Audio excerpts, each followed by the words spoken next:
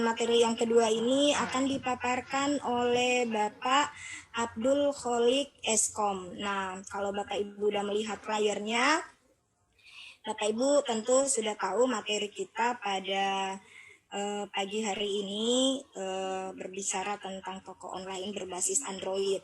Nah, sebelum Bapak Abdul Kholik memaparkan materinya, mungkin saya perkenalkan dulu. Bapak Abdul Kholik ini memiliki nama lengkap Abdul Kholik Eskom.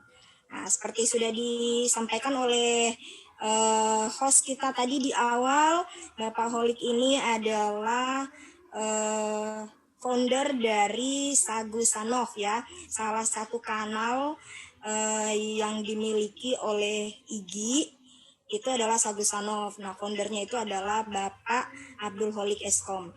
Beliau berasal dari Sidoarjo, Jawa Timur, dan beliau memiliki banyak keahlian sebagai seorang founder. Tentunya beliau memiliki banyak keahlian ya, baik itu video editing, desain grafis, programming, kemudian Android, dan tentunya Bapak Ibu bisa berinteraksi dengan beliau dengan mengikuti beberapa sosial media yang beliau miliki, antara lain Instagram, kemudian Facebook, dan beliau memiliki akun YouTube.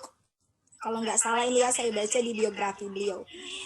Selanjutnya sedikit tentang beliau. Jabatan beliau itu saat ini sebagai pengurus pusat jaringan sekolah digital Indonesia. Mulai tahun 2020 sampai saat ini beliau juga mengabdi sebagai wakil kepala sekolah humas di SMKN 1 Bangil dari 2016 hingga saat ini, dan beliau sebagai ketua Yayasan Maslahatul Ummah Jabon 2009 sampai saat ini mengajar di SMKN 1 Bangil dari tahun 2004. Ya, sudah 16 tahun ya Bapak mengajar di SMKN 1 Bangil. Pengurus pusat IGI dari 2016 sampai 2020 kemarin. Ketua relawan TIK Kabupaten Sidoarjo, kemudian berakhir di tahun 2016 kemarin, dan beliau tentunya adalah trainer DBE 3 Kabupaten Pasuruan. Sebagai seorang founder Sagu Sanov, kita tidak bisa sangsikan lagi tentunya bahwa beliau ini memiliki banyak karya. Di antara karya yang pernah dihasilkan oleh beliau adalah aplikasi Android pemrograman web 2016, kemudian aplikasi Android pemrograman dasar 2016, web-based smart presensi 2013, aplikasi web-based smart BKK 2013, buku mendesain website dengan CSS, ISBN, bla bla bla, panjang banget kalau saya baca ya, tahun 2014, kemudian buku media pembelajaran berbasis website, buku membangun website sekolah, dan website SMKN 1 Bangil yang dibentuk oleh beliau dari tahun 2012 hingga saat ini. Dan tentunya dengan karya-karya yang begitu banyak menghantarkan Bapak Kholik Abdul Kholik ini kemudian memiliki banyak prestasi. Wah, ini banyak sekali prestasinya Bapak, kalau saya bacakan satu persatu luar biasa. Yang paling beliau ini sebagai guru berprestasi Kabupaten Pasuruan. Luar biasa Bapak, 2015. Kemudian banyak melakukan pembimbingan tentunya terkait dengan web design mulai tahun 2012, kemudian 2011 ya, ini banyak sekali membimbing, dan pesertanya yang dibimbing menghasilkan juara tentunya. Dan mungkin tanpa berpanjang lebar lagi Bapak Abdul Kholik, saya persilahkan untuk memaparkan materinya. Disilahkan Pak Abdul Kholik. Terima kasih Bu Indah atas kesempatan yang diberikan. Assalamualaikum warahmatullahi wabarakatuh. Warahmatullahi wabarakatuh. Bapak Ibu yang kami hormati, senang sekali siang ini bisa untuk bertemu dengan Bapak Ibu guru hebat di seluruh Indonesia yang kesempatan di siang hari ini digagas oleh DSI Provinsi Sulawesi Tenggara. Karena kami perlu sampaikan terima kasih kepada Bu Haja Saria dan kawan-kawan yang lainnya yang sudah memberikan ruang berbagi untuk guru-guru kita sehingga kita mendapatkan manfaat demi kebaikan pendidikan di Indonesia. Tak lupa partner kami PT Absen Indonesia yang sudah melakukan kegiatan ini. Kegiatan ini sudah sampai di kegiatan yang ke-23 di tahun ini. Ini semua lepas dari perusahaan Epson Indonesia. Sekali lagi kami dari JSDI menyampaikan penghargaan yang seterusnya. Bapak dan Ibu, langsung saja kami coba share screen materi kami.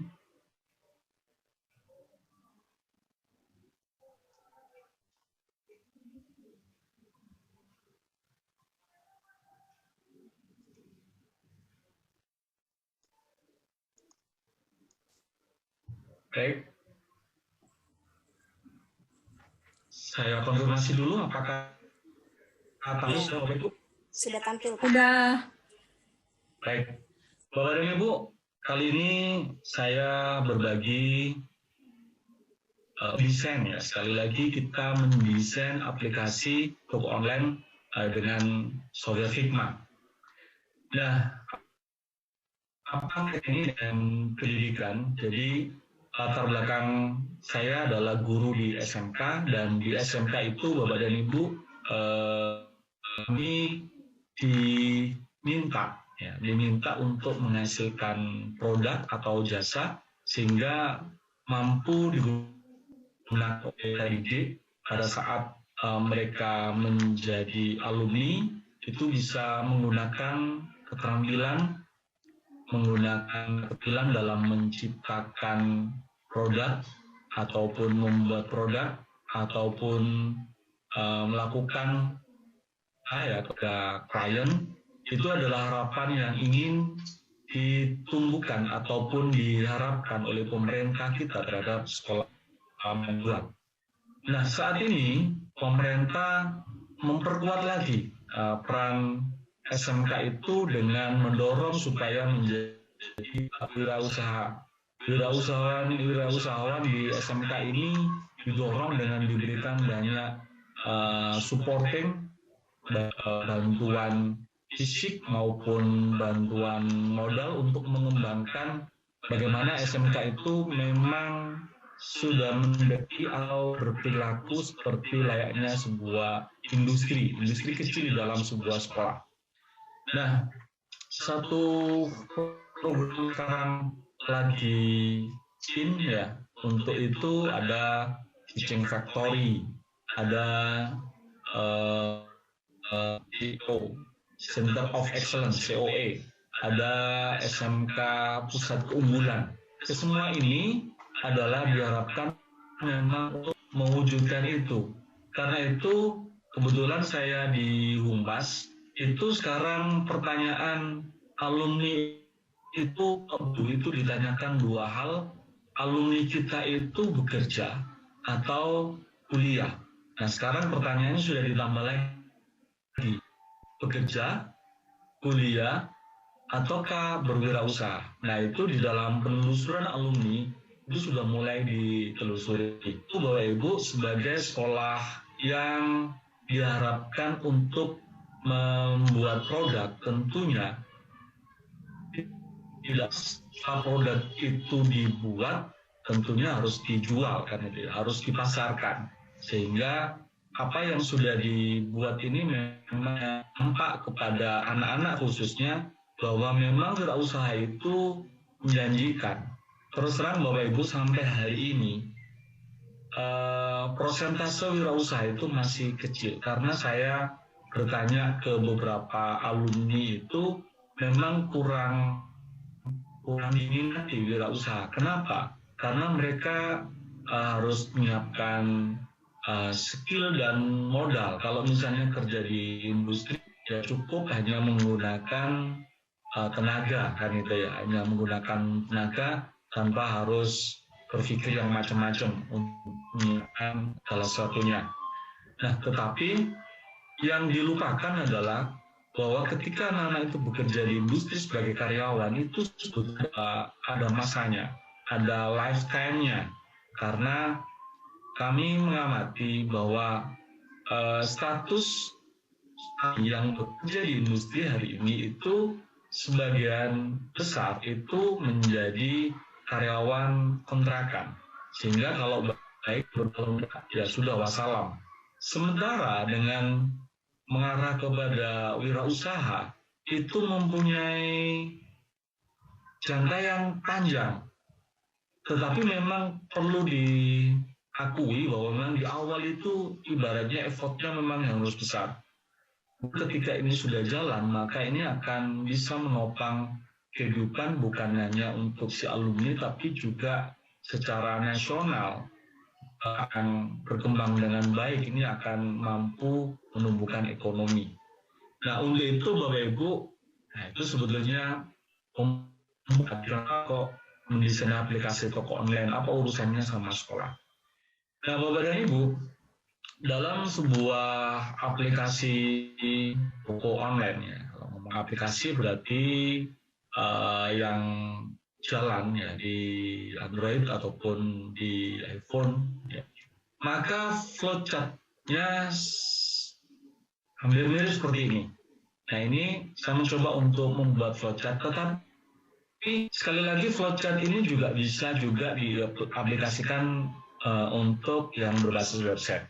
Jadi secara umum bahwa ini akan menampilkan menu beranda dulu, kemudian di dalam beranda itu ada list produk. Nah, pada saat kita memilih salah satu produk, maka kita akan diberikan detailnya. Nah, kemudian di situ kita akan diarahkan untuk masuk di keranjang kita, memang untuk menjual kan gitu ya.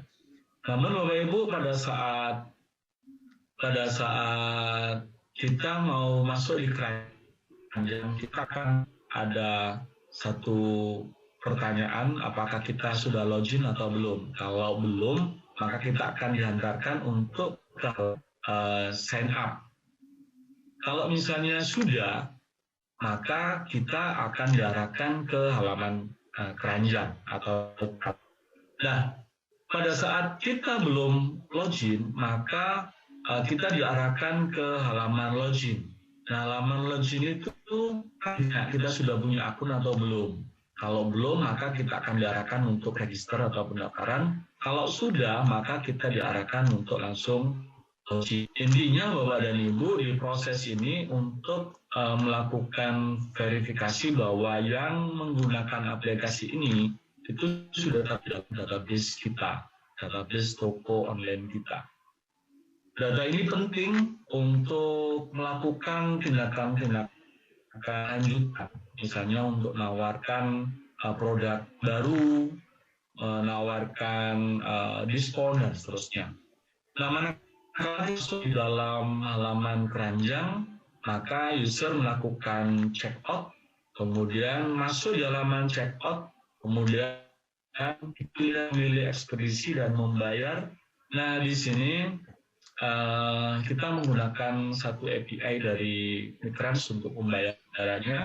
Kemudian nanti dikasih pilihan metode pembayarannya melalui apa, seperti itu. Dilakukan pembayaran, ketika sukses, dia akan dimasukkan ke dalam data history dan prosesnya selesai. Nah, ini adalah flowchart yang ada di dalam sebuah aplikasi toko online. Bapak dan Ibu, tampilan flowchart tadi tentunya kita akan ditampilkan dengan tampilan-tampilan yang bagus sehingga kita tertarik untuk melakukan interaksi. Nah, tampilan-tampilan itu kita sebut dengan user interface. Jadi user interface ini adalah visual dari produk yang ingin ditawarkan. Sebenarnya bukan hanya produk, ya jasa juga bisa. Dan harapannya dia antara sistem yang dibuat dengan pengguna atau pembelinya. Nah, tampilan ini Bapak Ibu dia bisa berbentuk, berupa bentuk, kemudian ada unsur warna di situ yang tentu satu toko dengan toko yang lain, nah, warna yang khas dengan khas logo mereka. Kemudian ada tulisan yang didesain semenarik mungkin sehingga orang itu untuk berinteraksi dengan toko online kita. Jadi secara sederhana bahwa UI ini adalah bagaimana sebuah produk itu dilihat oleh pengguna. Semakin menarik, harapannya adalah pengguna juga akan semakin betah atau berkembang ke dalam aplikasi yang kita buat. Nah, mengapa perlu mendesain user interface ini? Desain user interface ini perlu manakala kita membutuhkan prototipe aplikasi. Bapak dan Ibu, perlu kami bahwa membuat satu aplikasi itu tidak serta-merta langsung duduk di depan laptop langsung coding. Tentu ada diskusi dengan tim kalau misalnya memang dikerjakan oleh tim untuk menentukan warnanya apa, pakai yang mana, bentuk yang nanti akan masuk di situ yang mana, dan seterusnya. Nah, prototipe aplikasi ini penting manakala pada saat tertentu kita juga akan melakukan pengajuan proposal ke klien. Misalnya ada klien yang meminta kepada kita atau tim kita membuatkan satu aplikasi. Ini penting pada klien untuk ditunjukkan prototipenya.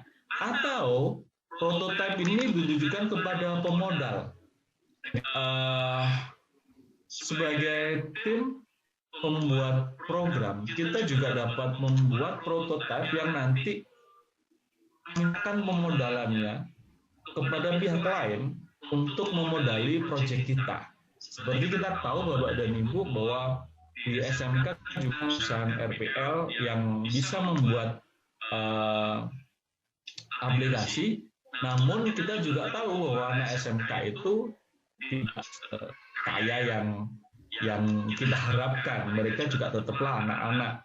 Tapi manakala mereka punya ide dan gagasan yang baru dan menarik, maka ini bisa diarahkan prototipe ini kepada pemodal yang diharapkan mampu memodali untuk prototipe ini diaplikasikan menjadi sebuah produk. Nah, kemudian yang ketiga adalah diharapkan di guideline untuk developing. Jadi ini penting bagi programmer yang sedang mendevelop aplikasi, ya dalam hal ini untuk tahu sebetulnya yang mau diharapkan desainnya seperti apa. Nah, yang terakhir, ya ini yang terakhir, mungkin ada yang Bapak bisa tambahin sendiri. Tapi yang terakhir di beberapa developer software itu harapannya ketika sudah di Android atau di iOS, harapannya dapat di-download oleh banyak orang. Nah, jumlah download ini akan ya segitu aja deh. Jadi semakin banyak orang yang download itu akan memberikan trust yang tinggi. Apalagi kalau ini misalnya maka dia akan akan mudah memberikan pilihan kepada aplikasi yang downloadannya sangat, karena itu sebagai tes bahwa memang aplikasi yang dibuat ini memang menarik. Kalau nggak menarik, nggak mungkin di-download oleh banyak orang. Itu. Nah, Bapak dan Ibu, software apa saja yang bisa kita gunakan untuk mendesain user interface ini? Sebenarnya ada beberapa software yang lain, cuman yang banyak dibicarakan orang itu sepertinya ada 3 ini, yakni Figma, Adobe XD, dan Sketch. Nah, kali ini kita akan menggunakan salah satunya yakni Figma. Apa fitur utama yang diunggulkan di dalam ini adalah software cloud. Kalau sudah cloud, artinya sudah berbasis internet. Ya, kalau sudah berbasis internet, pertanyaan atau bukan pertanyaan, jangan lagi bertanya, kalau misalnya di tempat kami nggak ada internet, bisa nggak? Ya tentu tidak bisa. Memang sudah cloud internet, yang mau nggak mau infrastruktur jaringannya harus terpenuhi dulu. Yang kedua, support browser dan desktop. Dia bisa terhubung baik di browser ataupun yang versi desktop.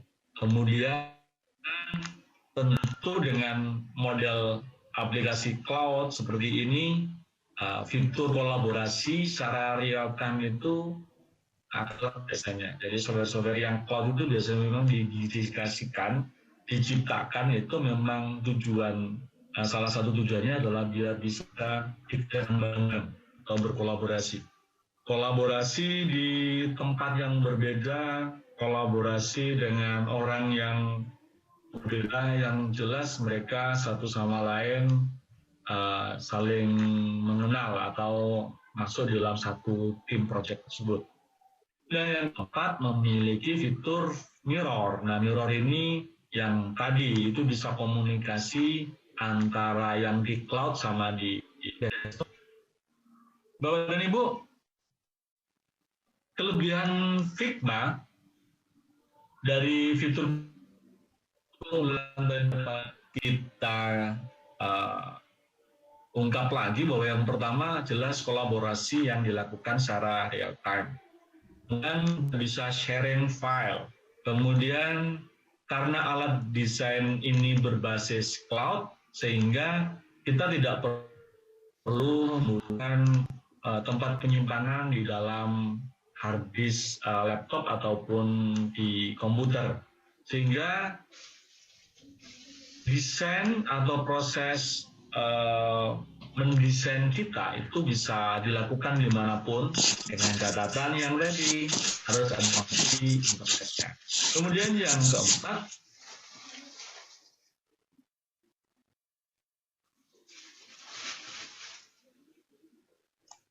halo Pak Kholik, audionya di unmute dulu.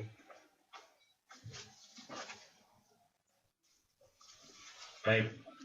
Yang keempat, Figma ini oleh beberapa plugin. Jadi plugin ini adalah fitur-fitur tambahan, aplikasi-aplikasi kecil yang menambahkan kekuatan dari Figma, sehingga sebagai seorang desainer akan dimudahkan manakala kita mendesain user interface dari sebuah software Figma ini. Tentu Bapak Ibu, setiap ada kelebihan, ada kekurangan, dan kekurangan ini kebalikan dari kelebihan tadi. Yang pertama, ketika menggunakan cloud, ya kekurangannya kalau nggak ada internet ya nggak bisa digunakan. Lupakan Figma kan gitu ya. Yang kedua, nah ini butuh grafis yang tinggi. Grafis yang tinggi artinya di laptop yang digunakan harus menggunakan grafis minimal, kalau misalnya produknya Intel itu Intel High Definition di angka 4000 atau lebih. Kemudian kekurangan yang lainnya adanya lokal dan adanya delay. Nah, ini adalah kekurangan di Figma. Baik, Bapak dan Ibu, dalam membuat aplikasi desain mapping, apa saja yang perlu kita siapkan untuk melakukan desain ini?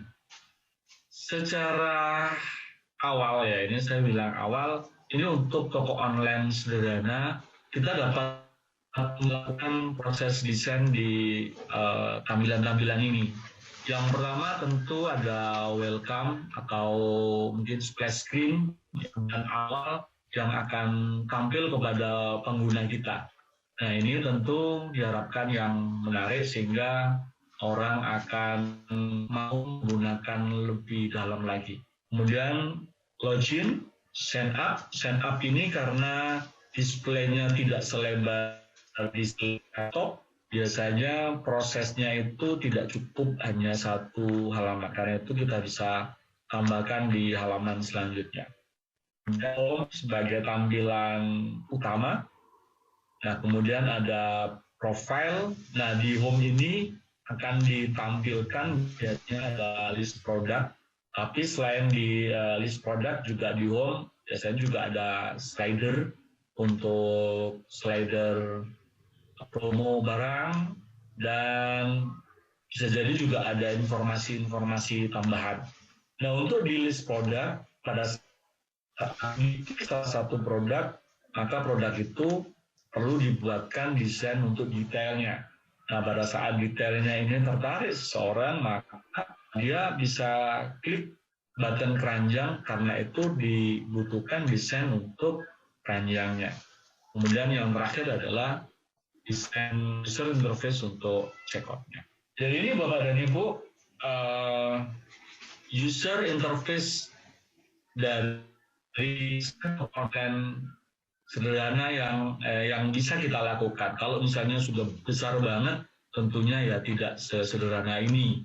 Tentunya akan rumit lagi dan pekerjanya juga akan lebih banyak lagi untuk menyelesaikan proyek yang sedang dikerjakan.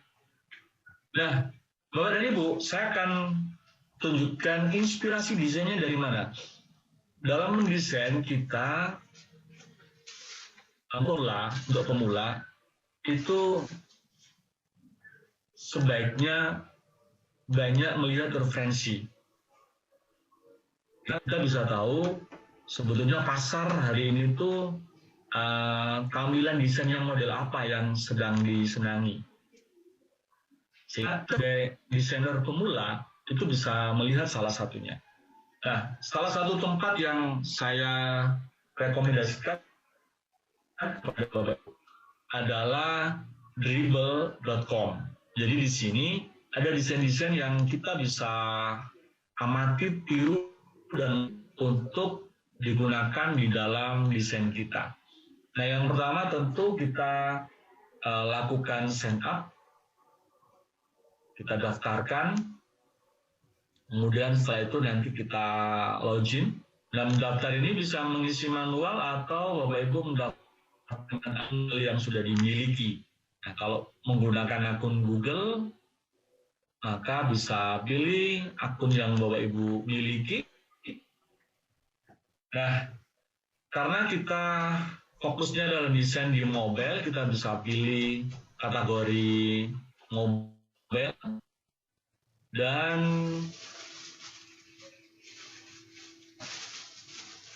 pilih kategori mobile, jadi simple. Kemudian juga kita bisa menggunakan fitur search. Misalnya saya butuh desain login ya. Nah, kita lihat kita disuguhkan desain-desain login dari para desainer-desainer yang sudah memasukkan karyanya di sana. Kita memilih yang di sebelah kiri bawah seperti ini. Ini ada welcome screen, ada sign up, sama login. Nah, ini tidak harus persis, tapi kita bisa ngambil inspirasi dari sini. Bapak dan Ibu, misalnya kita ingin menyimpan, kita bisa save as ke dalam hard disk kita untuk bisa kita buka manakala kita ingin melihat lebih rinci tanpa membutuhkan koneksi internet atau pada saat kita terhubung. Itu adalah inspirasi yang bisa kita lakukan bahwa pada tool apa saja yang perlu kita siapkan setelah kita mendapatkan inspirasi di aplikasi yang akan kita buat. Yang pertama, kita bisa menggunakan tool yang bernama Colorzilla. Jadi Colorzilla ini adalah ekstensi punyanya Google. Saya kebetulan pakai Google Chrome. Jadi kita tambahkan ekstensinya.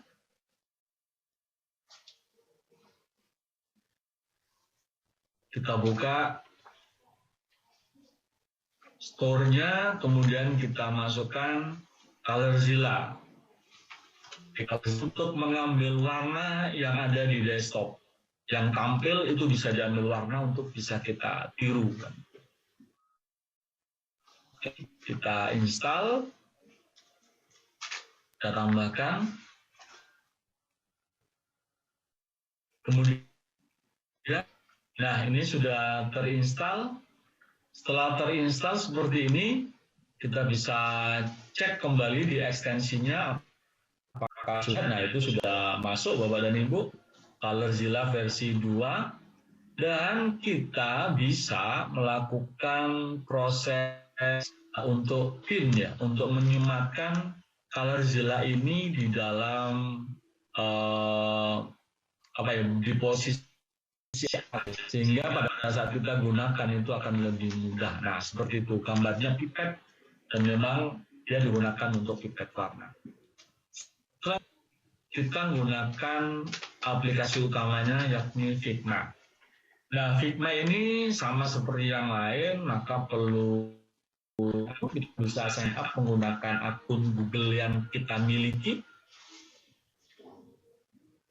untuk bisa masuk ke dalam sistem Figma. Nah, kita diminta verifikasi ke handphone kita, silakan dibuka handphonenya, bisa dimasukkan angka 95 tersebut. Sudah masuk, ini berarti sudah benar. Kita bisa masukkan nama kita,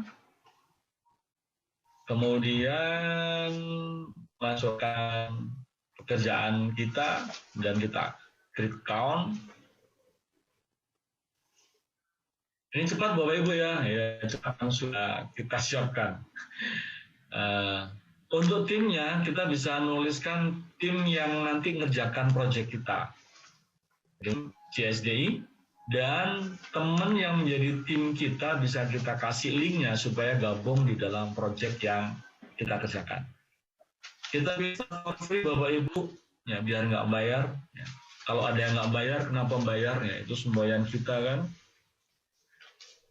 Baik, ini yang tadi kita sebutkan ada banyak plugin. Kita pilih salah satu plugin ya, yaitu Icon-EV. Icon-EV ini nanti untuk membantu kita menambahkan icon-icon. Jadi di plugin kita masuk di community, kemudian kita masukkan plugin yang ingin install, yaitu Icon-EV. Nah, ini gambarnya orang smile, dan kita tinggal install plugin. Akan kita gunakan di proses desain di sini Bapak Ibu. Ini sudah terinstall. Sekarang interface dari Figma kita akan buka. Jadi di Figma ini kita perlu untuk mengenal menunya. Jadi menunya ini saya lihat juga tidak begitu banyak Bapak dan Ibu.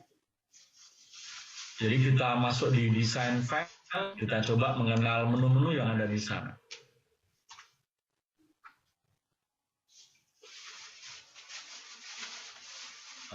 Oke, yang pertama kita buka di menu yang secara umum ini hampir sama di banyak aplikasi ya. Ada file, ada edit, ada view, ada object, vector, text, dan ring, plugin, dan seterusnya. Nah, yang tidak aktif itu karena memang kita masih belum buat objek sama sekali. Jadi itu adalah menu yang bisa kita nanti gunakan. Arrange ini sering saya gunakan, biar kita menggunakan satu objek itu tanpa kita letakkan secara manual. Kemudian di sebelahnya di situ ada move and scale, frame and slash. Ini membuat objek rectangle, line, dan seterusnya. Ini untuk membuat objek yang tidak beraturan, pen atau pencil. Kemudian untuk melakukan proses pergeseran objek. Nah, Bapak dan Ibu, di tengah itu adalah ada tulisan untitled. Itu bisa kita ganti dengan project design yang kita kerjakan. Misalnya toko JSDI, karena kita akan mengerjakan proyek tersebut. Nah, selanjutnya kita klik frame ya untuk memilih desain kita berikan untuk desain yang seperti apa. Saya pilih iPhone 11 Pro Max. Jadi proporsi lebar dan tingginya ini adalah kepada iPhone 11 Pro Max.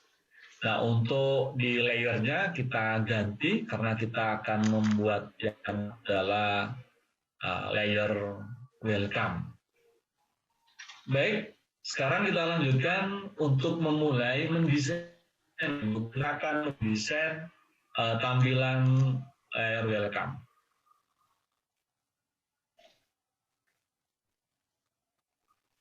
Di layer welcome ini ukurannya sudah. Nah, kita gunakan pengambilan warna menggunakan page color picker aktif. Ya, kita klik dan kita ambil warna yang ingin kita hapus. Ya, sekarang sudah tercopy. Kita tinggal masukkan menjadi, oke, dipilih dulu, kemudian kita ganti warna dan kita paste warna yang tadi sudah diambil. Ini fungsi dari color picker yang tadi sudah kita. Kemudian ini ada icon UV. Icon UV sudah mulai kita gunakan. Untuk apa? Jadi icon UV ini kita menggunakan icon-icon yang dia sudah ada library-nya. Misalnya di dalam welcome screen-nya, ya, kita menggunakan logo. Nah, logo kita kasih logo jet. Ya. Oke, saya ambil satu logo. Ya. Oke, Fighter Jet. Dan kita masukkan di bawah import icon. Nah, di sebelah kiri sudah terlihat dia sudah masuk terimport ke dalam Figma. Saya tutup. Nah, sudah terlihat kecil ukurannya 20 kali. Itu bisa kita. Nah, warnanya hitam. Dan ini kita masukkan di dalam project kita.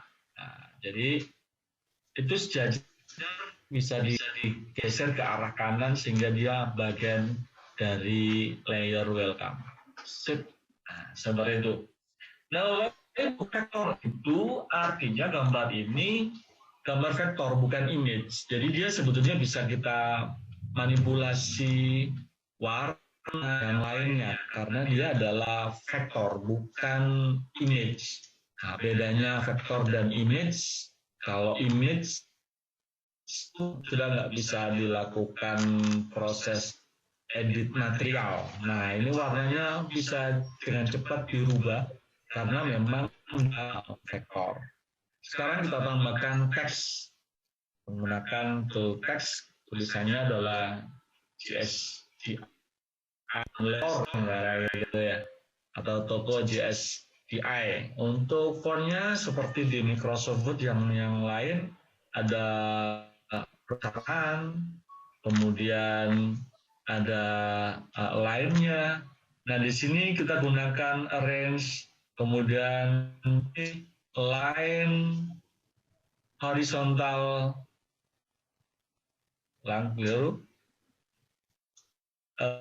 horizontal center sehingga dia akan berada di tengah layar.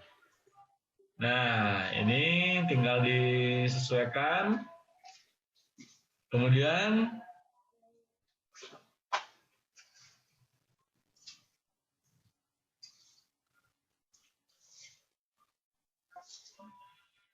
di vektornya, ini diambil warnanya untuk disamakan.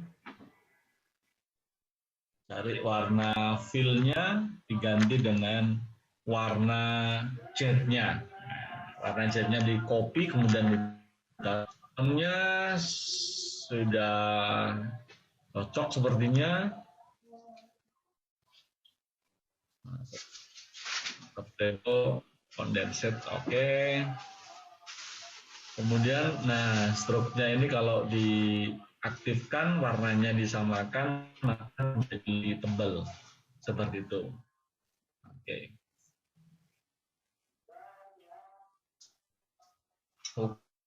Oke.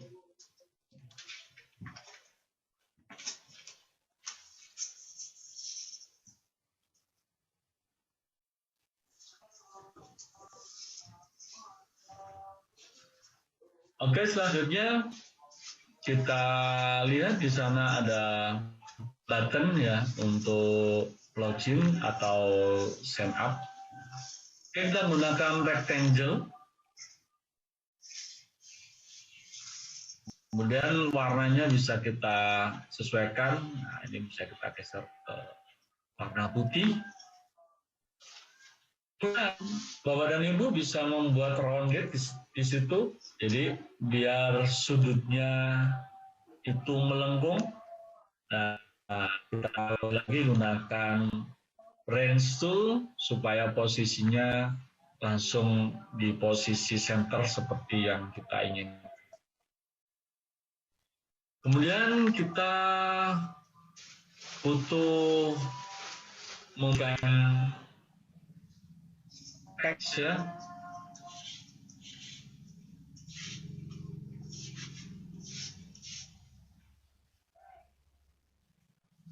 Kita ngamati contoh yang sebelumnya sudah kita pilih. Jadi kita tambahkan teksnya. Untuk teksnya ini kita bisa duplicate ya dari teks yang ada atau membuat yang baru seperti itu. Oke, ini kita duplicate saja. Dipilih, kemudian copy paste juga bisa, cuman saya menggunakan duplicate saja karena akan lebih mudah diikuti. Dipilih, kemudian kita pilih edit duplicate atau Ctrl D. Nah, ini kalau digeser dia sudah jadi 2. Nah, untuk dia ada di posisi paling atas, kita bisa bring to front. Nah, dia sudah ada di atas. Pilihnya ukuran fontnya bisa dirubah. Jadi untuk stroke-nya atau bold-nya dimatikan. Kemudian untuk font size-nya, font size yang 64 itu bisa dia menjadi kecil. Oke. Yang mana?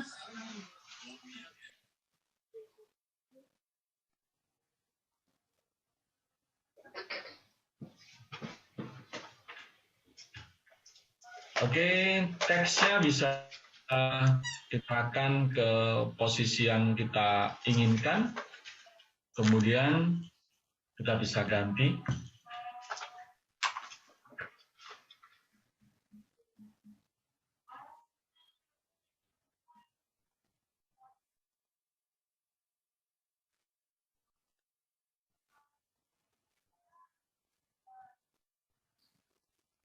Oke. Untuk mengefektifkan proses arrange, maka blocks-nya itu harusnya dipaskan ya, dipaskan teksnya, sehingga pada saat dilakukan arrange line horizontal center, dia di posisi yang kita harapkan.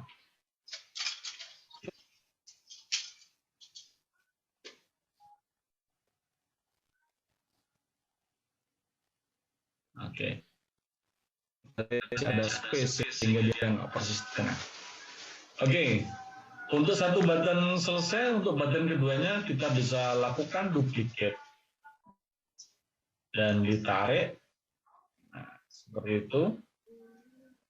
Dan teksnya dibikin di invert yang putih, kasih outline putih, dibikin transparan. Teksnya dikasih warna putih ya. Kalau lihat contohnya tadi putih ya. Nah, putih ketemu background putih tidak kelihatan. Nah, akhirnya background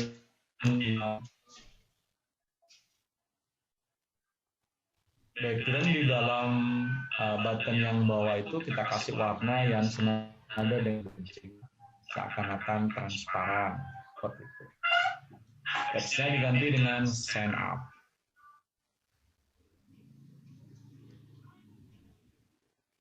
Oke. Sudah bisa kita arrange ya, line horizontal center. Oke. Itu welcome screen-nya seperti ini. Selanjutnya ke mirip Bapak dan Ibu. Untuk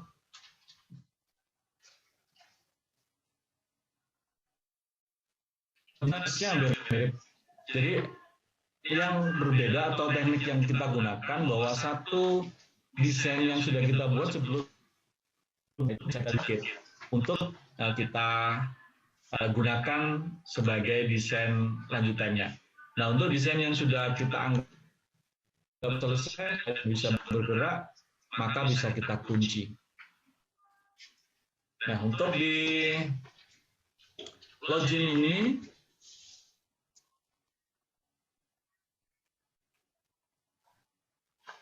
button button warna biru, kemudian background-nya warna putih, bukan lagi warna biru muda.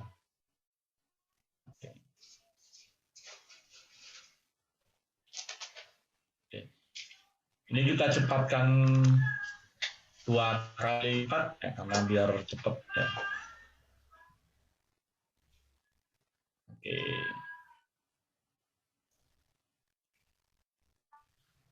Bukan ya. Di fill. Oke. Buttonnya, button login itu yang sangat nampak, sehingga button yang sign up-nya kita bikin seakan-akan terlihat disable. Jadi button ini dibikin warna grey, sehingga kesannya dia menjadi button yang mati, yang memang tidak mata kita banyak mengarah kepada button yang warna grey tersebut. Oke, ini geser ke bawah dikit. Oke. Nah, kita akan menggunakan line. Kalau dari tadi kita gunakan rectangle, kita gunakan line. Line, perlakuan line tidak ada fill-nya, namun hanya ada stroke karena dia memang hanya outline. Ketebalannya juga bisa kita kemudian bisa kita duplicate. Nah, itu ada garis-garis, warnanya seperti itu, kita kasih or, jadi login or sign up. Gitu.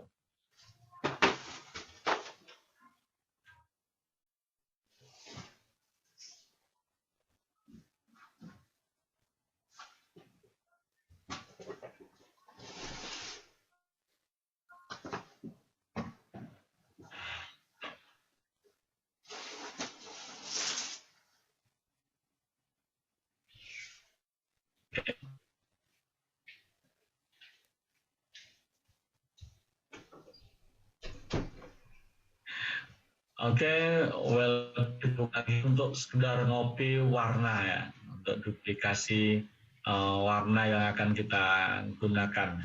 Ambil warna biru, forget password. Jadi sampai yang login, sign up, barangkali sudah punya akun, namun ya, kita sediakan menu forget passwordnya. Oke.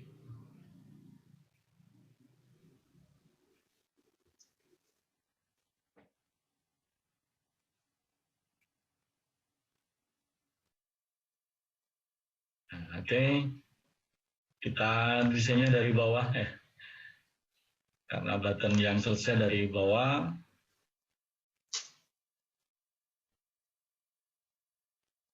Kita bikin garis dengan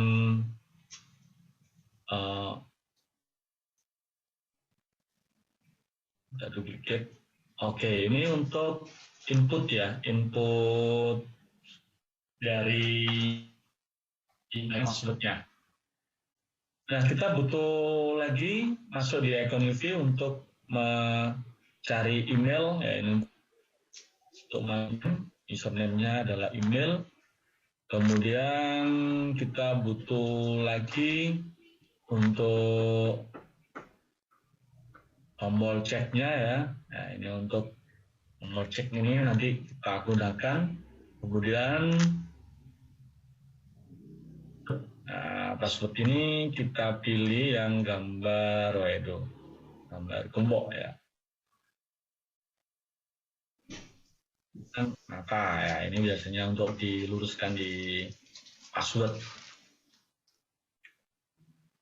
Nah, sekarang kita gunakan. Nah, untuk mengatur ukurannya kita bisa cek di frame itu sama H. Nah, supaya konsisten, supaya terkunci ukurannya ya. Itu bisa kita kunci dulu. Nah, dimasukkan seperti itu. Kemudian nanti warnanya juga disesuaikan ya. Sekarang kunci 40 ya. Oke. Passwordnya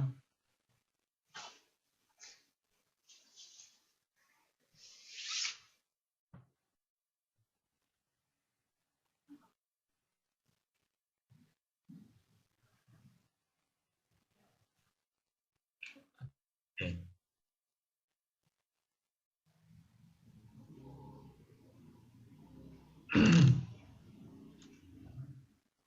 Kita kasih satu dummy email ya. Kemudian warna tersebut kita gunakan untuk memberikan warna icon email, icon chat.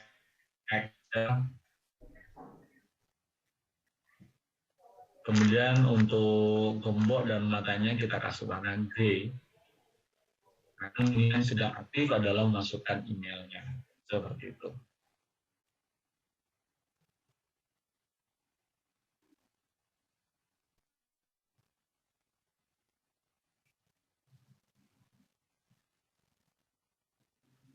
Oke, ini June ya, mungkin terlihat kalau ini dari 40 ke ganti ke 30.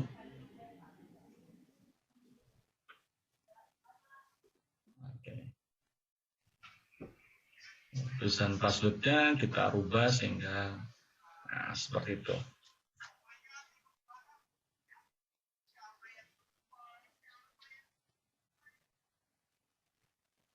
Untuk logo dan teksnya ini dimodifikasi biar dia seperti di welcome screen-nya, seperti itu. Ini adalah desain untuk dan selesai. Ini bisa kita kunci dan kita bisa duplikasi untuk yang di sign up-nya. Jadi masih tiga sama, tapi desainnya masih sama ya. Mungkin kita akan lompati ke home lah ya. Akan coba pertunjukkan desain untuk home-nya.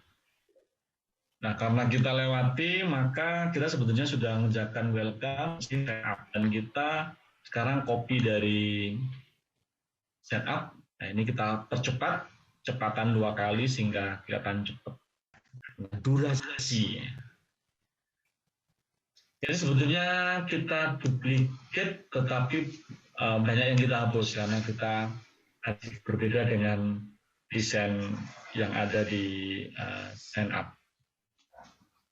Nah, ini kita buat untuk searching barangnya.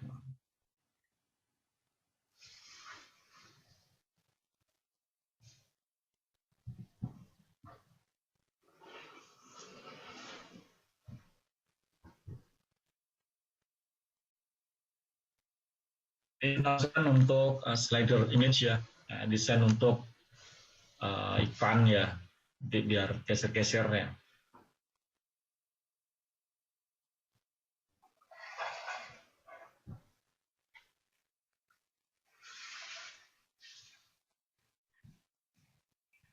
Home silakan Bapak Ibu bisa ke Dribbble cari desain home keren yang mungkin Bapak Ibu minati.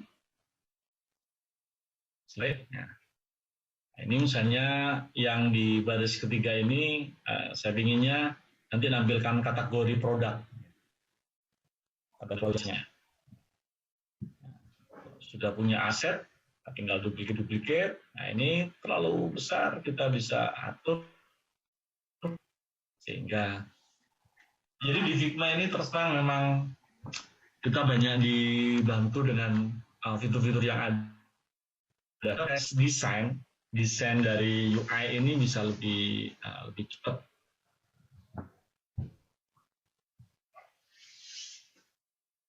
Untuk objek yang sama-sama rectangle, kita bisa duplikat. Nah, ini kita rencanakan untuk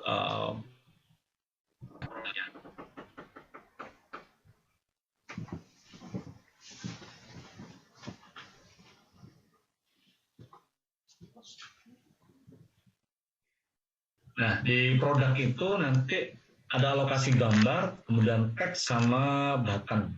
Ya. Oke, ini kita katakan. Ya.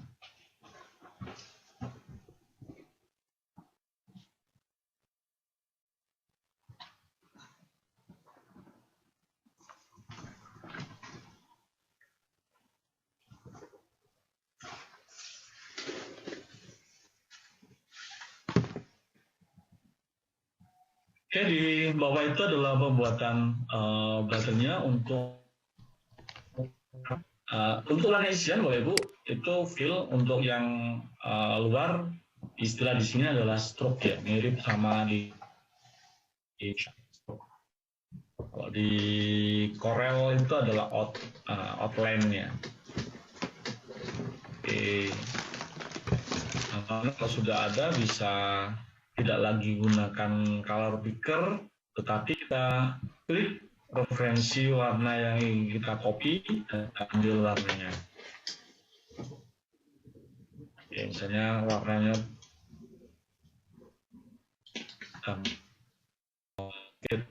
warna putih. Kita ngambil dari yang sebelumnya, kita tinggal perkecil fontnya.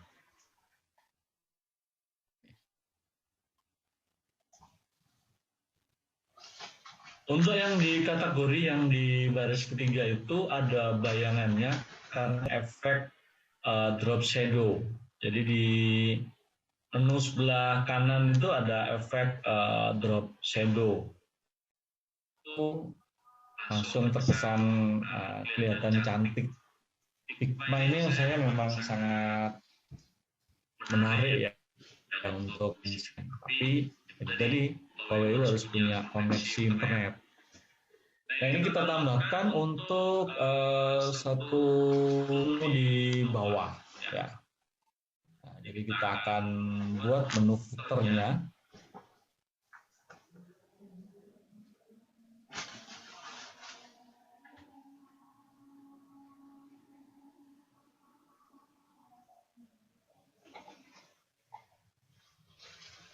Oke, untuk menu footer ini ada home ya.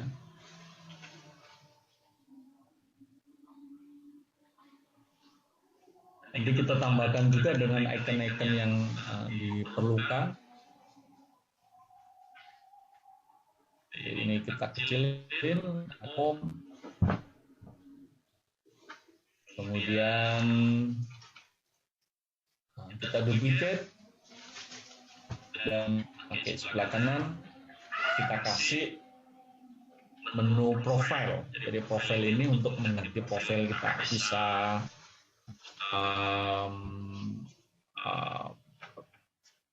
update password ya,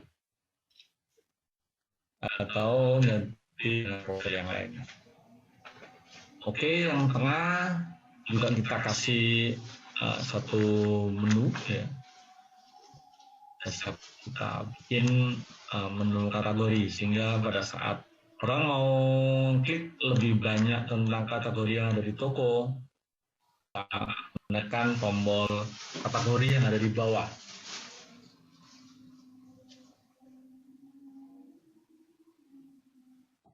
Dan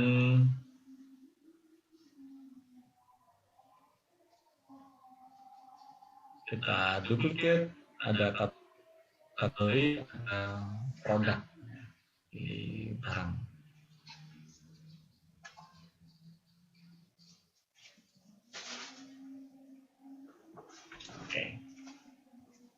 Saatnya kita tambahkan icon-icon yang dibutuhkan. Ada beberapa yang tambahkan. Ada icon user, ya. Kemudian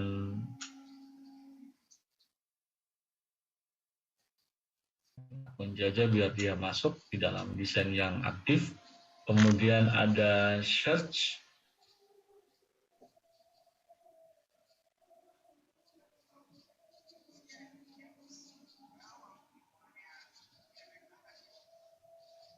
Ada chart.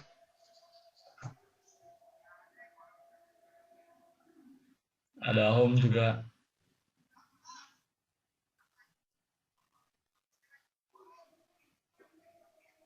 Nah, untuk mewakili kategori kita ambil kaos ya, t-shirt. Ya. Oke, setelah di copy kita perbesar ya. Dan setelah itu mungkin 30 mungkin ya. Oke.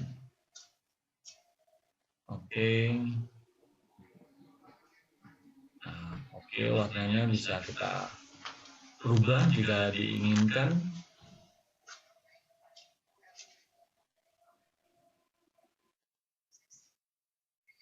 Kemudian user check-nya, ya. Ini bisa lihat profilnya dan warnanya kita sesuaikan. Kemudian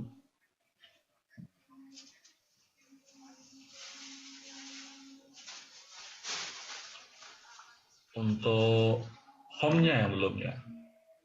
Home. Ya, home-nya ya. Oke. Home-nya bisa pakai.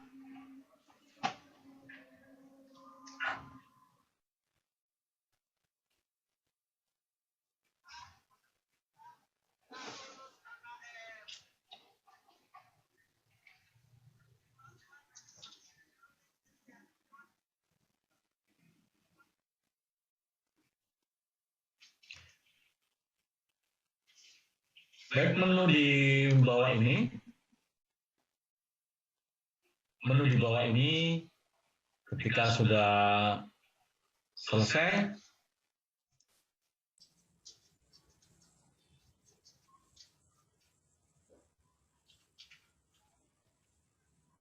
oke, untuk home-nya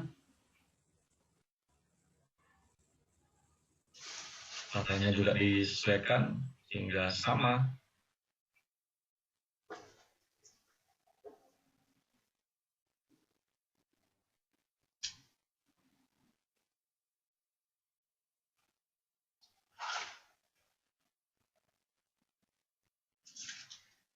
Oke, jadi di sini kita meletakkan dan mewarnai yang kita gunakan. Nah, sekarang kita fokus di pencarian ya, di searching dengan icon searching ya, cari barang.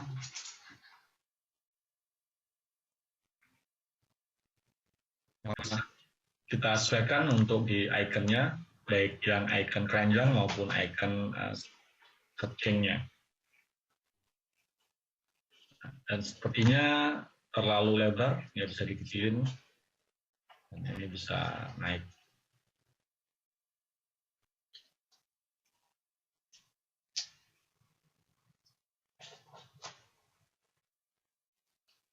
Oke.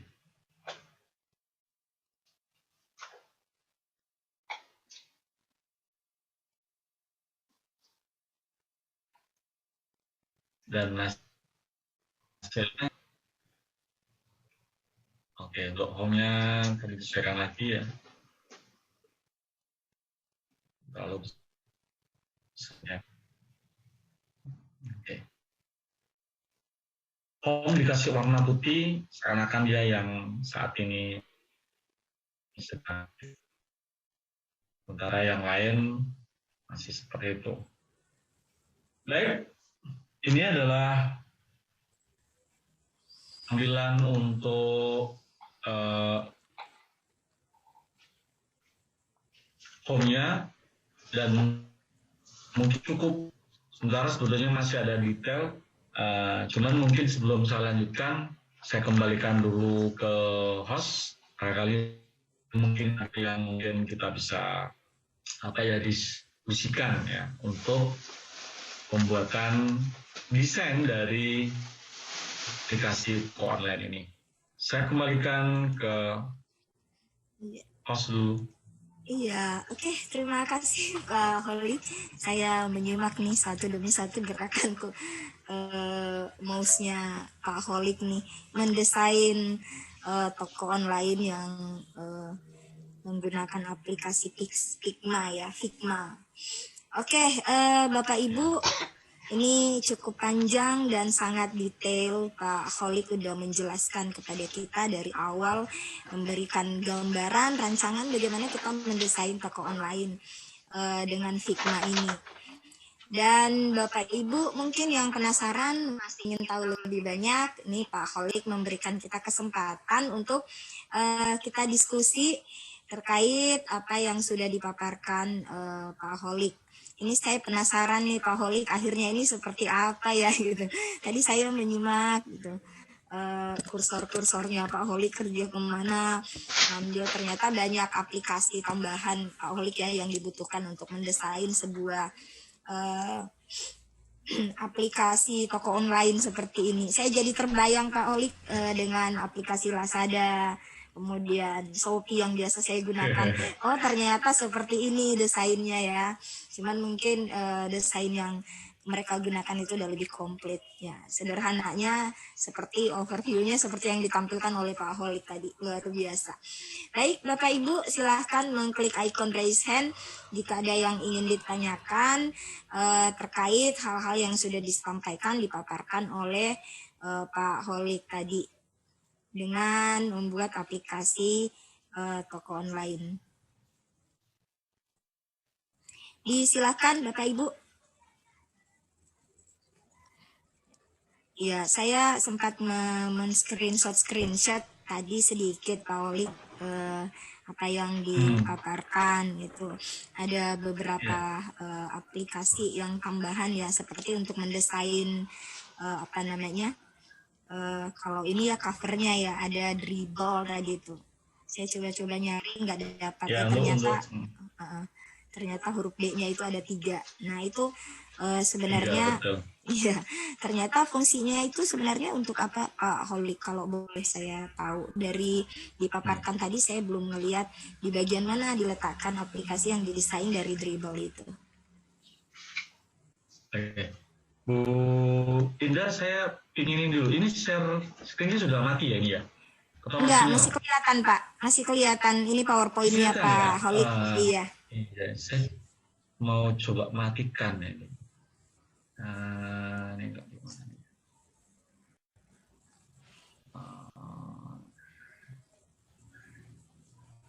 Ya, Bapak Ibu yang masih ingin diskusi, saya coba lihat room chat, barangkali teman-teman peserta nih bertanyanya di room chat, saya belum sempat baca lagi nih. Iya. Ya, sudah. Oke. Iya. Ya, Bu Indah jadi ini ya Iya, dribble ini Pak Holik, ya. Saya jadi kepo dengan dribble. Jadi dribble itu sebenarnya sih Bu. Jadi sebetulnya untuk desainer pemula seperti saya itu gini, untuk orang desainer desain grafis ya, yang handal itu kan butuh waktu yang panjang ya. Kalau di SMK itu masih grafis atau masuk di multimedia. Nah, kalau saya itu biasanya sering mengamati dan meniru dan kita modifikasi. Karena itu kita butuh referensi. Sehingga rasa atau hal yang berhubungan dengan desain itu kita tidak berangkat dari nol. Tapi kita ada acuan untuk melakukan proses Salah satunya yang mungkin kelihatan sederhana tapi nggak sederhana adalah di masalah coloring misalnya.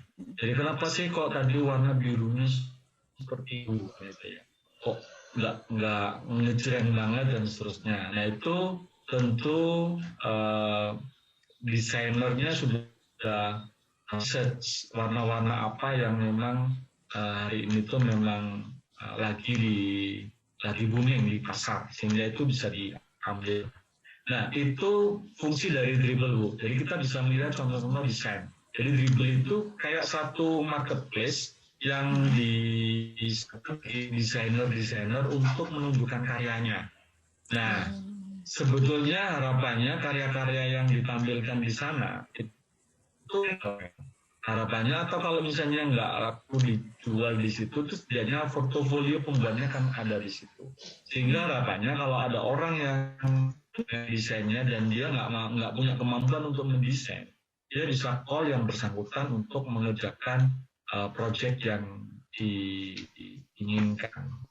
Nah, karena kita mau mendesain, kita bisa melihat referensi dari sana. Kalau misalnya contoh yang lain, sebetulnya apa yang sering dia, ada beberapa website lain yang juga sering diganti oleh desainer untuk melihat karya-karya orang lain yang dipakai referensi untuk mengamati dan meniru desain tersebut. Tapi dalam implementasinya ya nggak persis dipakai persis dari desain itu, tapi ada hal lain, style-style yang bisa ditarik ke dalam desain kita. Jadi itu fungsi dari dribble. Sementara tadi ada juga Iconivy. Kalau Iconivy ini dia nggak berdiri sendiri. Dia adalah bagian dari Figma. Jadi setelah kita di Figma, itu kita bisa tambahkan plugin-plugin yang untuk mempermudah pekerjaan desain di Figma tersebut. Salah satunya adalah Iconivy. Kalau biasanya nih kita mendesainkan ikon dari sendiri, di-copy dulu di laptop, kemudian baru ditata-tata. Nah ini icon-icon itu sebetulnya sudah bisa di-input ketika kita memasukkan plugin Iconivy. Sehingga tinggal cari, jadi saya cari chat, saya cari search, saya cari home, itu sudah disediakan, kita tinggal pilih dan hanya lagi icon-icon ini adalah masih vektor, jadi dia masih bisa kita modifikasi warnanya dan tentu saja ukurannya, seperti itu Bu Indah. Iya, terima kasih Pak. Kalau ikon-ikon yang biasa, yang bentuk gambar, yang image itu kan nggak bisa kita ngedit. Saya lihat tadi Bapak bisa ganti-ganti warnanya gitu ya. Iya. Ya. Iya, terima kasih Pak Holik pencerahannya.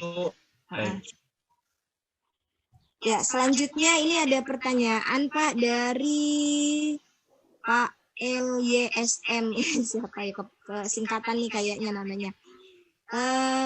Salam, saya Pak Ilyas. Salam, saya Ilyas Maulana dari SMK Ranti Mula Bogor. Oh ya, temannya Umi nih kayaknya nih. Pak, bagaimana pengaplikasian ke webnya gitu. Nah, ini mungkin bisa dijelaskan langsung nih oleh Pak Holik. Silahkan Pak Holik, pertanyaan intinya bagaimana pengaplikasiannya ke web gitu. Silahkan Pak. Baik. Sebenarnya desain tadi itu kita membuat aplikasi yang bukan ke web, tapi ke aplikasi Android. Jadi sebagai frame-nya kita ambil frame bentuk dari salah satu handphone tadi kan kita pakai iPhone 11 ya, Pro Max. Nah sebenarnya desain tadi itu memang kita bisa ke arah aplikasi mobile, bukan aplikasi yang berbasis desktop. Jadi ke depannya sebetulnya kalau desain-desain ini sudah jadi, maka kita lakukan proses pemilihan tool untuk mengaplikasinya. Nah kalau desainnya saja sudah lama ya itu sebetulnya kenapa sebuah software itu uh, perlu ya dihargai kan itu ya, perlu dihargai mahal atau memang harganya sudah mahal kan gitu, karena memang prosesnya memang nggak sederhana. Kita yang kita hari ini siapkan itu sebenarnya memang didesain ya, didesain produknya. Nah dari desain ini nanti ketika meneruskan ke proses developnya, saya menggunakan, saya share aja lah biar tahu ini ya. Saya share aja. Ini sharing ya.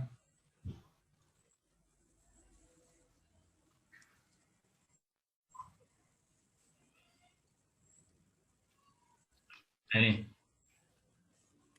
Jadi anggap misalnya desain yang kita buat itu sudah selesai. Sudah selesai. Terus orang yang pesen aplikasi kita itu sudah cocok, warnanya cocok, layoutnya sudah oke gitu ya. Nah, kita sebetulnya baru memulai proses panjang lagi untuk developnya. Memang akan kita install di laptop kita pada saat kita akan create aplikasi. Kita butuh code editornya. Ya, kalau saya biasanya menggunakan Visual Studio Code, tapi bagi Bapak Ibu yang juga melakukan coding mungkin ada yang menggunakan Sublime Text atau lainnya. Nah, yang kedua yang harus install adalah Android Studio. Yang ketiga adalah Node.js. Install. Apakah cukup 3 ini ya? Jadi kalau tadi Bu Indah yang tadi banyak software yang diinstal itu masih desain Bu, software desain. Kalau software development malah tambah lagi nih. Ada 3 dan ini. Nah, alat utamanya kalau saya sih sedang senang di React Native.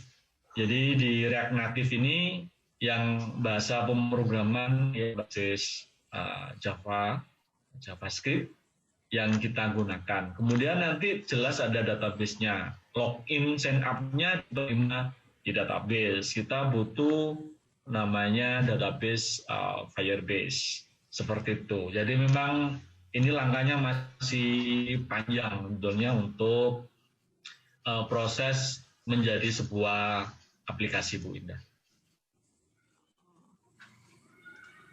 Iya, mohon izin komentar dikit barangkali Pak Khalid biar mencoba menjelaskan dikit ini, takutnya dikira setelah desain di Figma ini udah jadi aplikasi Android gitu ya. Jadi betul sekali. Tampilan. Ya, dari judulnya itu kan desain ya, bukan codingan Bapak Ibu. Jadi sebenarnya ini tadi dari awal sudah clear, cuman mungkin beberapa istilah yang belum begitu bisa difahami oleh pemirsa kita Pak Khalid ya. Kayaknya kalau guru SMK ini pasti paham deh Pak Bahar. Saya karena bukan guru SMK, ya coba meraba-raba nih disampaikan Pak Khalid, keren banget gitu. Belum tentu juga karena guru SMK kan bidang keahliannya cukup banyak gitu Pak Khalid ya. Ya. Ini dari yang ditampilkan Pak Khalid tadi secara umum sebetulnya ya UI itu kan user interface aplikasinya. Mau dilihat oleh penggunanya itu seperti apa sih gitu. Iya, itu belum bicara codingannya gitu ya. Kalau codingan jelas tadi sudah disambung ada beberapa software kayak Android Studio, kemudian ada Firebase untuk database-nya. Tentu kalau itu harus diulik lagi dan diulas lagi, saya kira kita butuh beberapa hari webinar lagi, Pak Khalid ya. Kayaknya perlu pelatihan itu Pak Bahar, bukan webinar tuh. Kalau sampai mau yang ada hasilnya gitu ya, jadi itu aplikasinya. Iya. Tapi setidaknya ini adalah satu tahapan pengenalan. Dengan ini barangkali kita bisa melihat lebih jauh. Sebenarnya kalau saya melihat perkembangan teknologi Android para pengembang tuh saat ini juga saya ikut bergabung di salah satu grup komunitas yang cukup besar, itu namanya Flutter Indonesia, dan di sana mereka belajar bahasa Dart ya, Dart. Kelihatannya ini dua aliran yang berbeda tapi outputnya sama gitu ya. Outputnya ujungnya pasti kayak mobile version aplikasi Android, mungkin seperti itu Pak Khalid ya. Tapi lagi-lagi teman-teman, para pemirsa, bahwa desain ini ya memang isinya desain gitu ya, bukan pembahasan tentang bagaimana sih buat aplikasi sampai jadi sampai live online di Play Store gitu, mungkin Pak Khalid. Benar seperti itu ya Pak ya? Benar Pak. Jadi kalau dibilang aliran, bukan aliran Pak. Nanti salah. Jadi kan bahasanya sebetulnya ya, ada teman-teman yang senang di Twitter. Nah, kalau yang saya sedang tekuni di React Pak.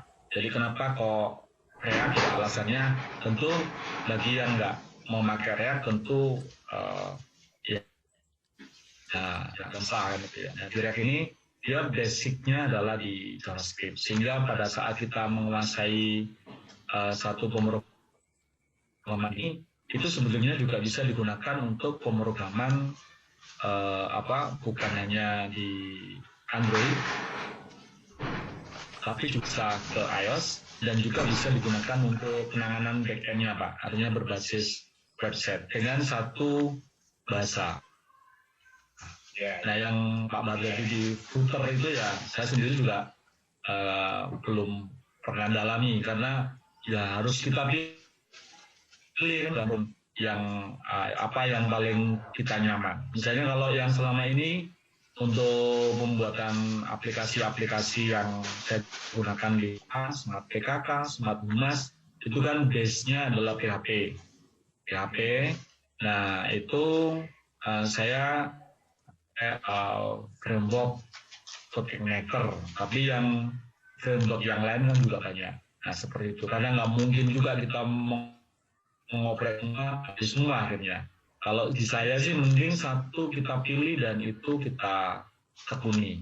Jadi kembali kepada yang hari ini, betul disampaikan Pak Bahar, bahwa tadi di awal juga kita sampaikan, ini adalah konsep mendesain. Jadi mendesain itu penting Bapak dan Ibu. Mungkin Bapak Ibu hanya membuat untuk diri sendiri, ya begitu desainnya nggak cocok ya sudah, nggak ada masalah. Tetapi itu akan bermasalah pada saat kita dengan klien. Karena kalau tidak ada prototipe yang kita sampaikan, maka klien akan dengan mudah untuk revisi dan terusnya, karena nggak ada deadline yang kita sepakati antara pembuat aplikasi dengan si kliennya. Nah, manakala sudah ada prototipe desain, nah diskusinya itu masih di desain sebelum kita ngerjakan. Karena cukup berbeda pada saat tidak dilakukan di desain, berubah. Padahal merubah coding itu jauh lebih rumit daripada kalau misalnya pada saat nggak cocok di desain, kita selesaikan dulu kecocokan desainnya. Karena kalau sudah cocok, orang awam itu kan taunya di tampilan. Kalau itu biasanya sudah nyerahkan kepada programmer. Nah, jangan sampai sudah tengah jalan, waduh saya nggak cocok begini kan itu ya. Nah, itu desain UI itu penting seperti itu. Iya, oke. Terima kasih Pak Khalid udah memberikan penjelasan yang sangat komplit nih, dari ada juga Pak Bahar nih yang membantu memberikan gambaran. Ini soalnya ada peserta juga yang galau katanya nih, galau lah yang BDP gitu, nggak ngerti saya. Katanya ikut webinar ini galau lah guru BDP. Dari Pak Irfan, jangan galau Pak Irfan, nanti ada pencerahan nih dari Pak Khalid. Pak Khalid berbicara ini keren banget ya materinya sebenarnya. Jadi mungkin ini satu materi yang Bapak Ibu kalau berminat nanti minta deh usul ke Pak Khalid diadakan pelatihan di Sagus Sanov gitu. Ya, selanjutnya. Ya, silahkan Bapak. Ya, maaf Mila, saya mau menanggapi sedikit. Assalamualaikum warahmatullahi wabarakatuh. Iya, waalaikumsalam warahmatullahi wabarakatuh. Silakan Bapak. Terima kasih. Saya sangat mengapresiasi apa yang telah disampaikan Pak Holi. Begitu banyak, tapi juga kaget pada saat itu. Saya pikiran di awal, mungkin ini desain toko yang kita buat di toko ini di marketplace misalnya. Jadi tinggal kita dituntun mendesain toko gitu. Ternyata ke aplikasi. Jadi makanya saya bisa gagal gitu. Sekarang begini, memang agak berbeda kemampuannya gitu. Kalau khusus ini, ya makanya khusus gurunya gitu. Baik siswanya gitu. Makanya saya selalu berpikir di sekolah itu pada saat dibuka salah satu program studi misalnya di DP harus berdampingan dengan program studi RPL gitu. Pak Irfan, silahkan diaktifkan kembali mikrofonnya, Pak. Iya, silahkan. Saya ulangi, dulu saya berpikir pada saat satu sekolah buka program studi DDP harus dilengkapi dengan program studi RPL biar saling melengkapi. Karena kalau cuma berdiri sendiri itu juga nggak bisa gitu. Saat ini saya mengarahkan anak-anak itu siswa-siswa dia lebih fokus ke ini aja buat toko di marketplace lalu kemudian mendesain dan posisinya seperti bersifar gitu. Bukan bahkan materi tentang website itu hanya sekedar pengantar secara umum aja gitu karena memang saya kemudian ini menyimpulkan hasil pikiran saya lalu dengan pernyataan dari ownernya Cyberlab gitu, bahwa memang beda kemampuan siswa yang basicnya IT dengan siswa yang basicnya pemasaran gitu, bisnis daring gitu.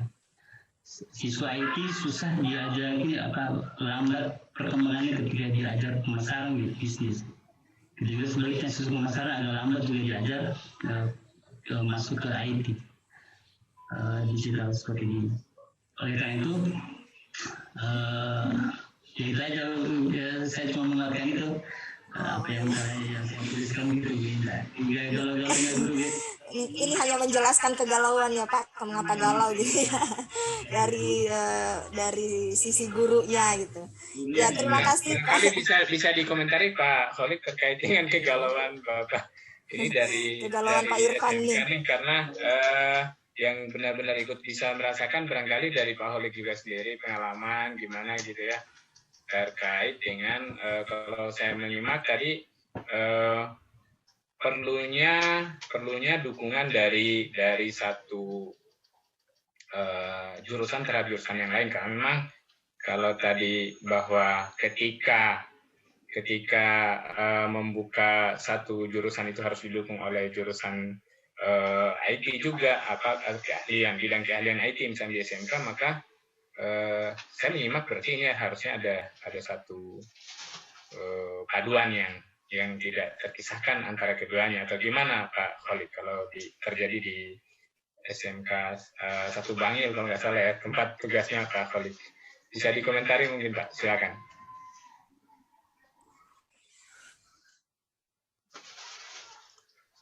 Halo.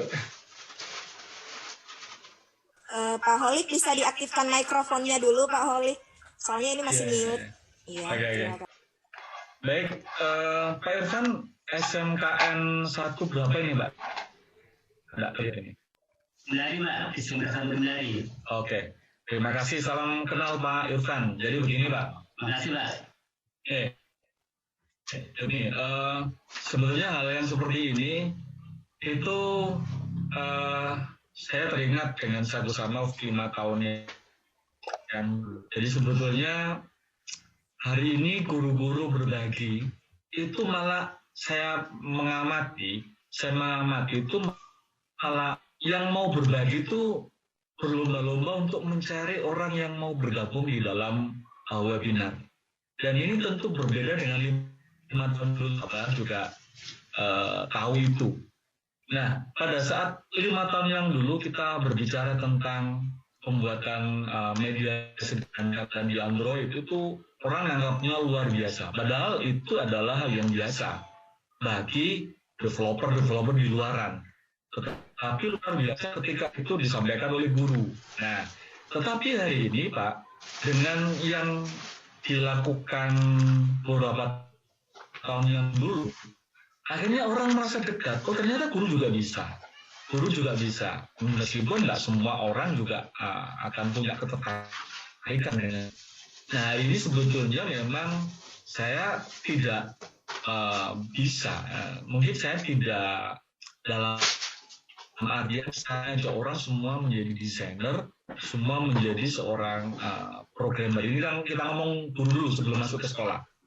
Tetapi saya punya keyakinan ketika ini sudah ada yang menyuarakan dari level yang sederajat dengan Bapak Ibu, sama-sama guru, ternyata bisa, tidak bisa. Nah sekarang harus didampingi RPL dan seterusnya. Perlu kami sampai Bapak dan ini bukan guru RPL, saya guru multimedia. Di sekolah kami ada jurusan RPL. Nah, maksud saya begini. Sebetulnya dengan adanya saluran YouTube, kita hari ini mau belajar apa? Itu sepertinya ada deh. Nah, tinggal kita mau fokus di mana seperti itu. Pak Bahar ini sangat expert kalau bicara tentang LMS mudah. Kemudian beliau expert di server kan itu ya. Nah itu adalah pilihan yang beliau pilih kan gitu ya. Kemudian tadi untuk aplikasi Android, beliau tadi pilih Footer kan gitu ya. Nah itu pilihan yang beliau pilih dan malah ini saya yakin itu akan menjadi satu skill tersendiri. Dan itu menurut saya Bapak dan Ibu, nah ini yang penting di pertemuan ini. Itu sebetulnya hari ini kita itu sudah lintas kompetensi Bapak Ibu. Bapak Ibu jangan berpikir kalau ingin menguasai sesuatu, saya dulu kuliahnya begitu. Karena dulu itu kita menunggu jatuhnya tetesan ilmu dari guru dan dosen kita.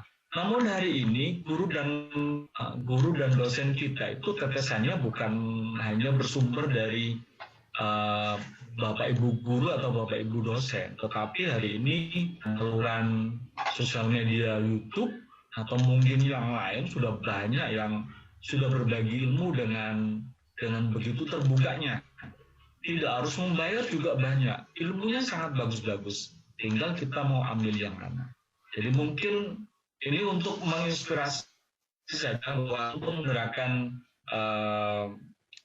kawan-kawan baik sesama guru ataupun dengan memotivasi siswa kita ini sudah memang lintas skill, lintas pengetahuan. Jadi siapa yang mau apa, itu sudah tinggal cari aja di saluran yang mana. Seperti itu. Lagi mendasarkan kepada saya dulu kuliah di mana. Karena kalau masih seperti itu yang sebetulnya akan sulit. Itu ketika ada perubahan orang yang berpikir bahwa saya dulu kuliahnya nggak gini, ya itu yang nggak berubah-ubah. Nah kembali kepada yang disampaikan Pak Irfan, ini untuk realnya. Kalau itu tadi mungkin untuk kita saling memotivasi lah kan itu ya.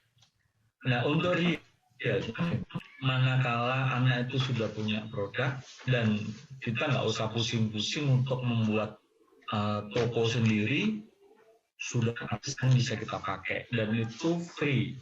Dan saya juga salah satu yang menggunakannya, ya gitu ya. Jadi mungkin dipersiapkan itu karena memang saya juga punya jualan di sana kan gitu. Itu satu jalan yang memang kita bisa manfaatkan. Saya mengajarkan kepada anak-anak kami yang punya produk, anak dari jurusan lain, jurusan mungkin jurusan tata busana, yang mereka punya produk, tapi how untuk yang dibuat itu laku, karena kalau hanya bisa membuat produk tanpa bisa dijual, saya yakin kalau dia nanti berwirausaha di luar dengan modal yang seperti itu, dengan cara yang seperti itu, dia akan bangkrut. Karena dia tidak akan bisa menjadi kekuatan untuk membayar karyawan, kekuatan untuk membeli bahan yang bisa diproduksi lagi karena dia bisa tapi nggak bisa menjual. Dan ini menjadi kelemahan SMK saat ini. Tapi pemerintah beberapa tahun terakhir sudah mulai, karena dalam tanda kutip percuma kita bisa membuat sesuatu tapi kalau nggak bisa menjual seperti itu. Nah karena itu kemampuan juga didorong untuk anak-anak, dan sudah tepat yang dilakukan oleh Pak Irfan di sekolah. Jadi anak-anak tidak harus kok Pak membuat toko online. Nah, urusannya kalau nanti misalnya di sekolah Bapak Irfan atau Bapak Ibu yang lain ternyata ada anak, tidak harus ternyata punya kemampuan yang mampu untuk membuat aplikasi, why not itu dimanfaatkan untuk membuat aplikasi toko di sekolah itu. Apa kelebihannya? Kelebihannya tentu brandnya sudah toko SMK 1 Kendari misalnya, ada di Play Store. Pertama, kalau misalnya transaksinya masih banyak di Shopee, tidak di toko kita, untungnya apa?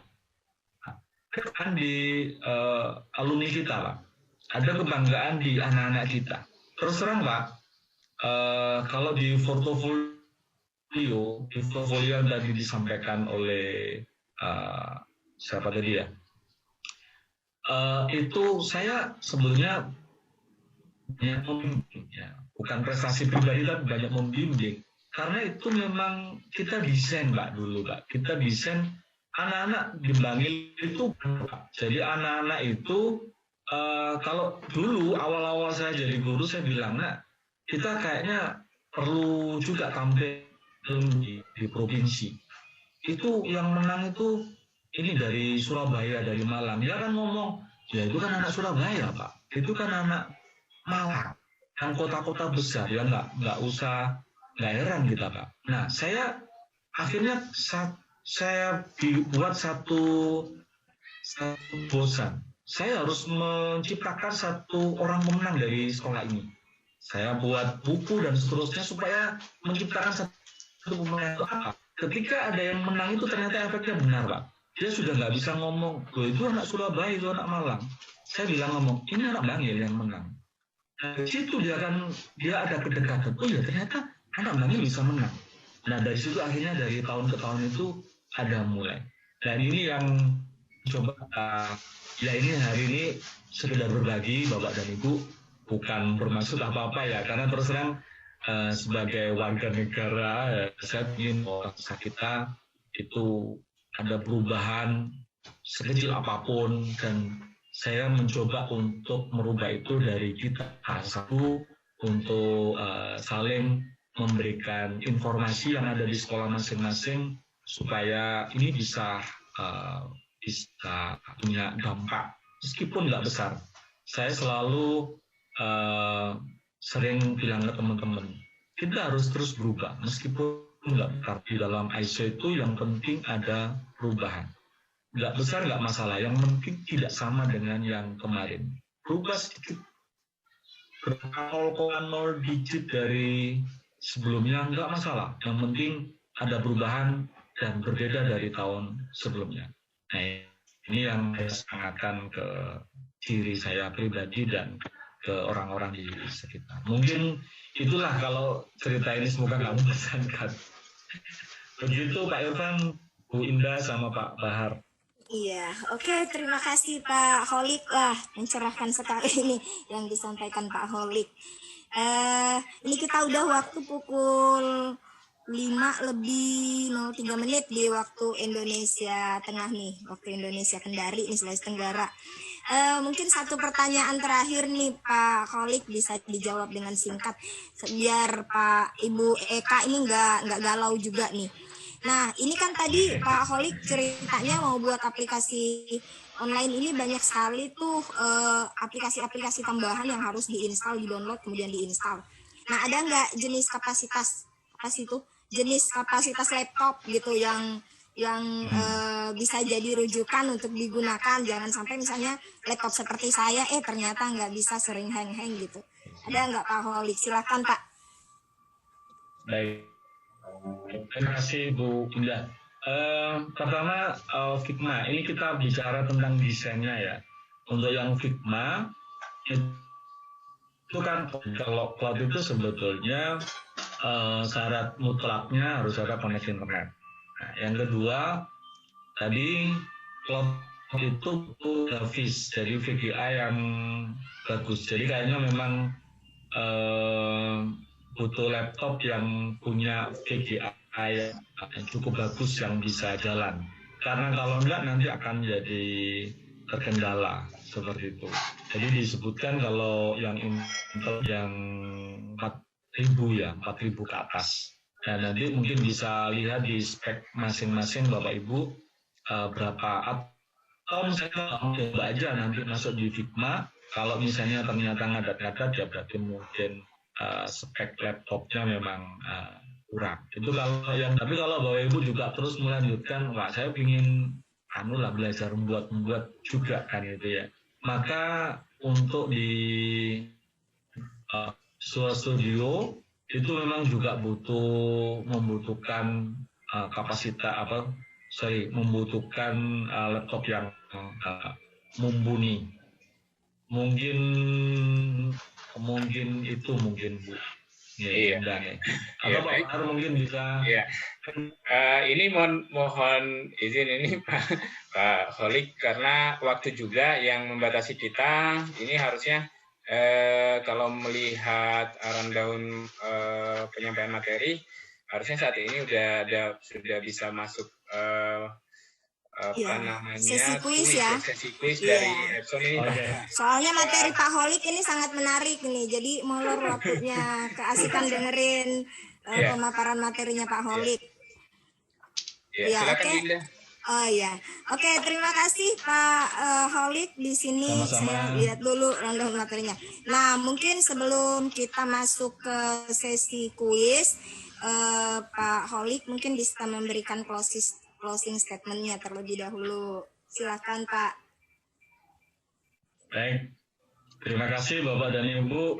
Saya mohon maaf tadi sudah bikin banyak aura, tapi saya yakin dari galau-galau itu kita akan punya ketertarikan, seperti itu. Untuk closing dari saya, Bapak dan Ibu, dengan desain user interface yang baik, akan kita dapatkan prototipe aplikasi yang baik pula, di mana dengan prototipe aplikasi yang baik ini, pengajuan proposal ke klien ataupun ke pemodal ini akan lebih, dan tentu saja desain UI yang baik ini juga dapat menjadi guideline untuk proses develop aplikasi. Dan aplikasi yang baik ini nanti akan menumbuhkan minat orang untuk mendownloadnya. Dengan banyak di-download, tentunya pundi-pundi bisa kita dapatkan dari situ. Mungkin itu, mohon maaf atas segala kekurangan. Saya akhiri, Assalamualaikum warahmatullahi wabarakatuh. Waalaikumsalam warahmatullahi wabarakatuh. Terima kasih Pak Kholik. Mudah-mudahan tidak bosan-bosan ya. Insya Allah. Berbagi.